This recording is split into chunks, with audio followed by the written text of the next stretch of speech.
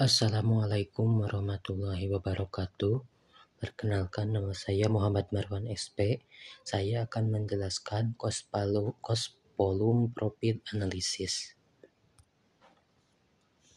Definisi: analisis cost volume profit atau CVP adalah alat penting yang menyediakan manajemen dengan informasi yang berguna untuk perencanaan manajerial dan pengambilan keputusan. CVP ini merupakan model yang sangat berguna untuk perencanaan dan pengambilan keputusan manajemen dalam menentukan unit yang harus dijual untuk mencapai laba yang diinginkan.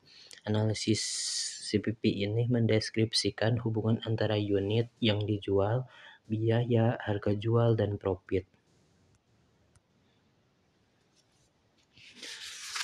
Kemudian cost volume profit CVP. Analisis CVP merupakan metode untuk menganalisis bagaimana keputusan operasi dan keputusan pemasaran mempengaruhi laba bersih berdasarkan pemahaman tentang hubungan antara biaya variabel, biaya tetap, harga jual per unit, dan tingkat output.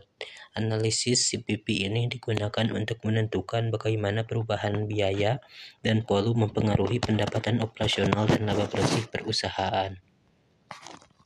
Komponen cost volume profit analysis atau CVP terdiri dari yang pertama contribution margin ratio and variable expense ratio. Margin kontribusi merupakan selisih antara pendapatan penjualan dengan total biaya variabel. Jika dalam bentuk persentase, yaitu hasil dari contribution margin dibagi dengan pendapatan penjualan. Yang kedua yaitu break-even point analysis atau titik impas. Break-even point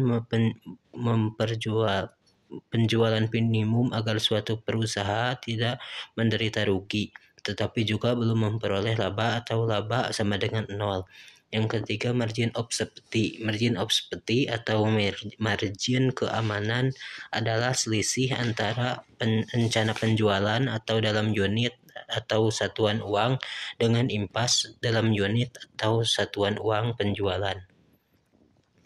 Asumsi dalam analisis cost volume profit terdiri dari yang pertama, fungsi biaya dan pendapatan adalah linear. Fungsi pendapatan dan biaya harus tetap konstan selama penting waktu tertentu. Namun faktanya fungsi-fungsi tersebut seringkali tidak bersifat linear, yang mana dapat berbentuk kurva atau bahkan bertahap. Yang kedua, harga dan biaya dapat diketahui dengan pasti. Hal ini disebabkan karena adanya perubahan pada suatu variabel maka akan berdampak pada hal lainnya. Yang ketiga, produksi sama dengan penjualan. Bahwa unit yang diproduksi seluruhnya terjual dalam satu periode sebelumnya tidak dipertimbangkan pada analisis cost volume profit di periode berjalan. Yang terakhir, bauran penjualan bersifat konstan. Ketika perusahaan memproduksi produk tunggal, bauran penjualan yang terjadi akan bersifat konstan, namun tidak jika produk yang diproduksi adalah banyak. Pada praktiknya akan susah memprediksi bauran penjualan yang konstan jika produk yang diproduksi adalah banyak. Terima kasih penjelasan saya. Mohon maaf bila ada kesalahan. Wabillahi taufiq wal hidayah. Wassalamualaikum warahmatullahi wabarakatuh.